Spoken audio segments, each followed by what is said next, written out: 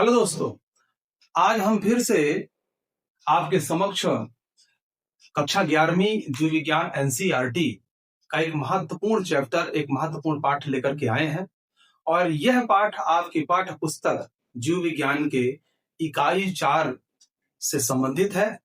यानी इकाई 4 में जो पहला पाठ है, यह क्या है? उच्च पादपों में प्रकाश संश्लेषण। तो आज हमको प्रकाश संश्लेषण के बारे में समझना है, पढ़ना है। यद्यपि कोई नई बात नहीं है, आप पिछली कक्षाओं में भी प्रकाश संश्लेषण के बारे में सुन चुके होंगे, जान चुके होंगे और अध्ययन कर चुके होंगे।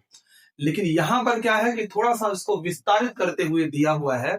तो आइए थोड़ा सा कुछ और महत्वपूर्ण और बेसिक चीजों को जानते हैं इस वीडियो के माध्यम से। तो आज का जो हमारा बिंदु है वह क्या है? प्रकाश संश्लेषण और इसकी भूमिका। ठीक है, तो आपको पता ही है कि जो सौर मंडल है, सौर मंडल की समस्त ऊर्जाओं का स्रोत सूर्य है। कौन है? सूर्य है। ये तो आपको विदित है, आपको पता है कि समस्त ऊर्जाओं का जो स्रोत है वह सूर्य है। ठीक है, तो हमारे धरती में ये जो सूर्य की ऊर्जा आती है, इस ऊर्जा के कई रूपांतरण है, कई ऐसे प्रकार हैं जो ये सूर्य की जो ऊर्जा है, यानी सौर ऊर्जा है, वह रूपांतरित होकर हम तक पहुंचती है। लेकिन एक जो बड़ा स्रोत जहां से सूर्य ऊर्जा यानी सूर्य की ऊर्जा, सौर ऊर्जा हमारे पास तक डायरेक्ट पहुंचती है विभिन्न चरणों से होते हुए, वह स्रोत कौन सा है, क्या है, इसके बारे में समझना है।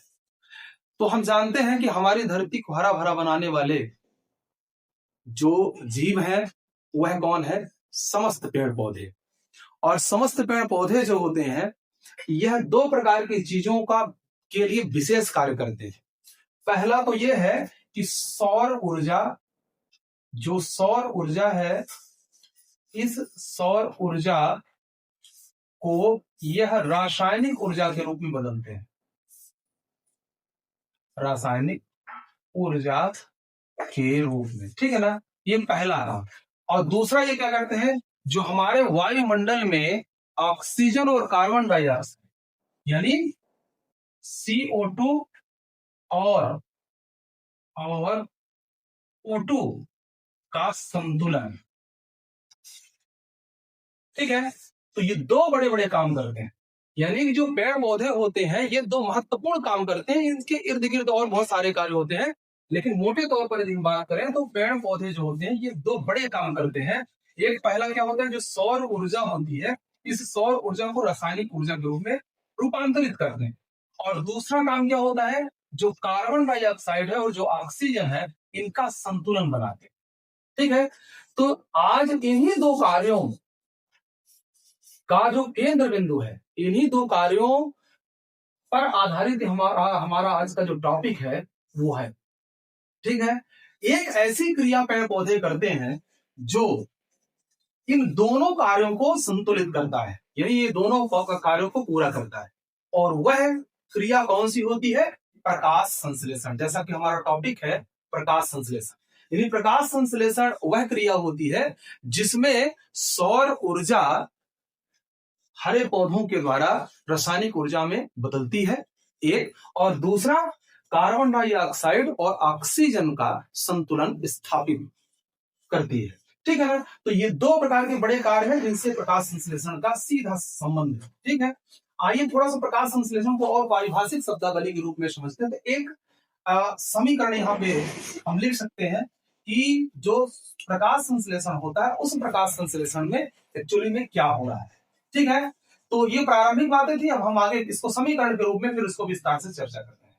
तो C6CO2 और प्लस 6H2O, और यहां पर हो जाएगी सौर ऊर्जा, और यहां पे हो जाएगा हरित लवक।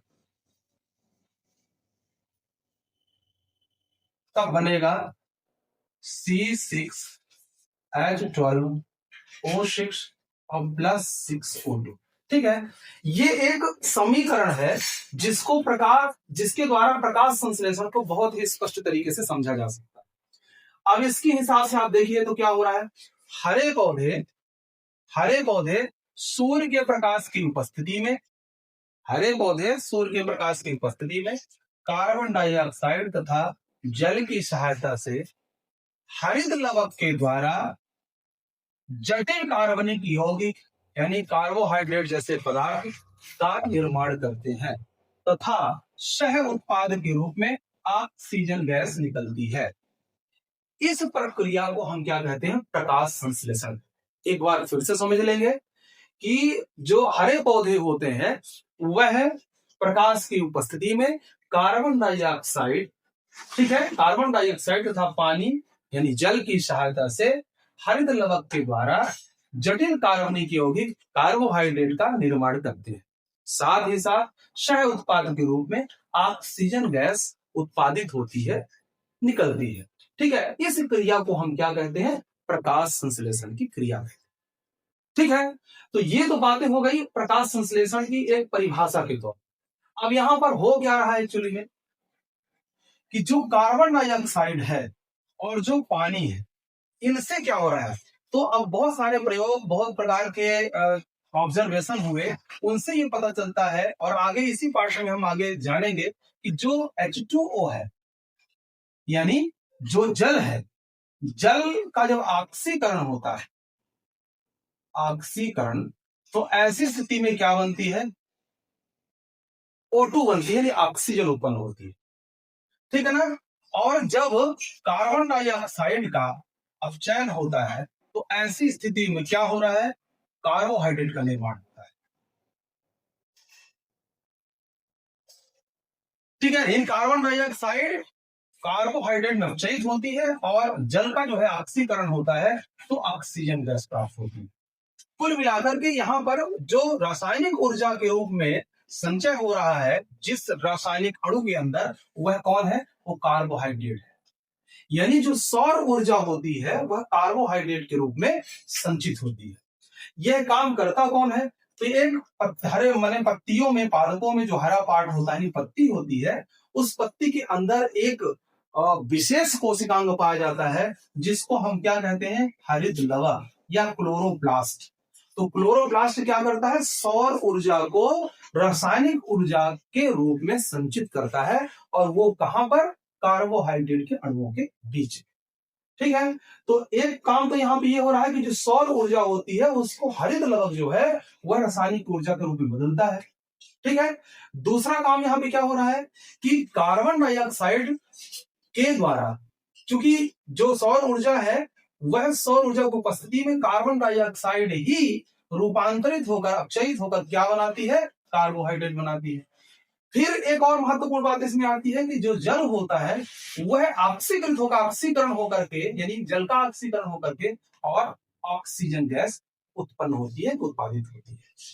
तो इस प्रकार से यह जो ऊर्जा पौधों की पत्तियों में बनती है वह ऊर्जा पौधे के विभिन्न भागों में पहुंचती है तथा यही ऊर्जा समस्त जो विषम पोषी प्राणी होते हैं उन तक पहुंचती है, क्रमिक करके, अप्रत्यक्ष रूप से।